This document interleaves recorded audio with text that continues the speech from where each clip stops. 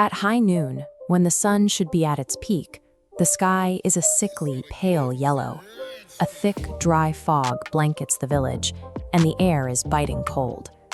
The sun will fail to fully rise tomorrow.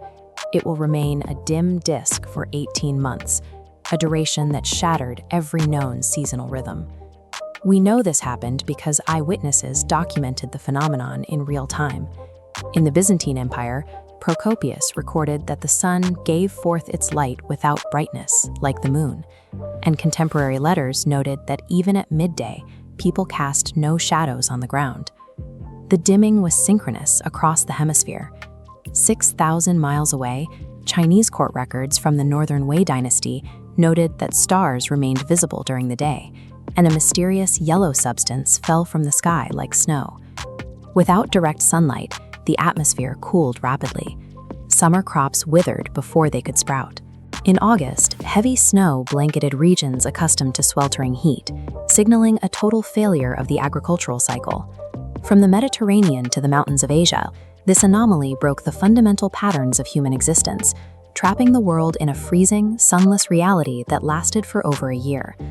To find the cause, scientists used dendrochronology, the study of tree rings. In Irish oaks and Siberian pines, the rings for 536 are the narrowest in 2 millennia, starved of the warmth and light needed for photosynthesis. Ultra-high-resolution ice cores from Greenland and Antarctica provided the definitive data. Deep in the ice, researchers found massive concentrations of sulfuric acid dated to 536. In 536, volcanoes in Iceland and El Salvador blasted millions of tons of sulfur dioxide into the stratosphere. These gases formed an aerosol veil, acting as a physical shield that reflected incoming solar radiation back into space. This produced a volcanic winter, dropping global temperatures by 2.5 degrees Celsius, a shift severe enough to kill off regional food supplies in a single season.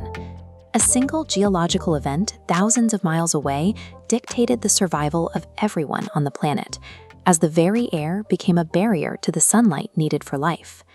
The agricultural impact was immediate. Wheat and barley failed to ripen across Europe and Asia, leading to widespread starvation as food stores disappeared. The Irish annals recorded a failure of bread lasting for years, leading to brutal resource wars.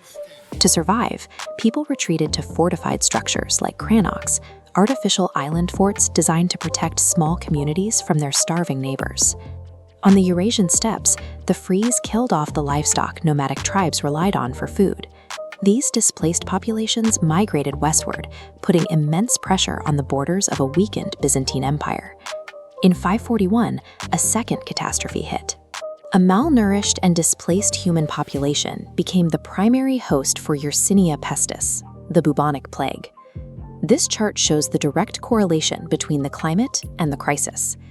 As temperatures dropped into the late antique Little Ice Age, the population crashed. The plague killed an estimated 50 million people, including half the residents of Constantinople. The synergy of famine and disease paralyzed the ancient world.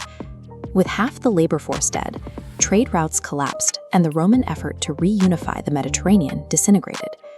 The darkness in the sky triggered a sequence of famine, migration, and infection. By the time the sun fully returned, the demographics and power structures of the Mediterranean had been permanently altered. The volcanic veil eventually dissipated. By the early 540s, the sun reached the soil again, allowing for the slow, tentative restart of global agriculture. Evidence of economic recovery is locked in the ice.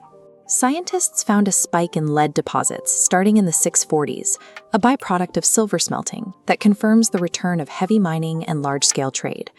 Survival required a shift from imperial logistics to local self-reliance. As trade routes shattered and central governments failed to provide food, power moved to local lords who could secure the land, a transition in social organization that would define the coming centuries.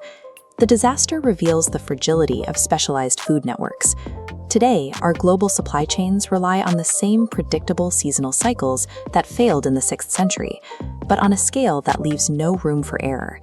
If a similar climate anomaly occurred now, it would paralyze modern logistics.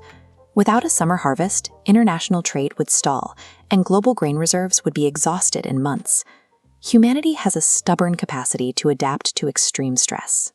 But the events following 536 AD prove that our civilization exists only as long as the planet's climate remains stable.